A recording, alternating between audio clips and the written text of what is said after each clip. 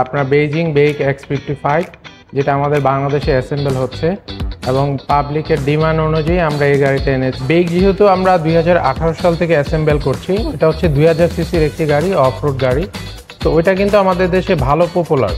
তো আলহামদুলিল্লাহ যারা ইউজার, রিভিউ অনেক ভালো। আর বেক যেহেতু ওয়ার্ল্ড ওয়াইড রিনিউয়াল একটি ব্র্যান্ড, তো যারা বেকের ক্লায়েন্ট ওনারা বলতেছে যে ভাইয়া ওইটা তো অফ রোড গাড়ি 2000 সিসি, তো বেকের 1500 সিসির একটা প্রোডাক্ট যদি আপনারা মার্কেটে আনতেন।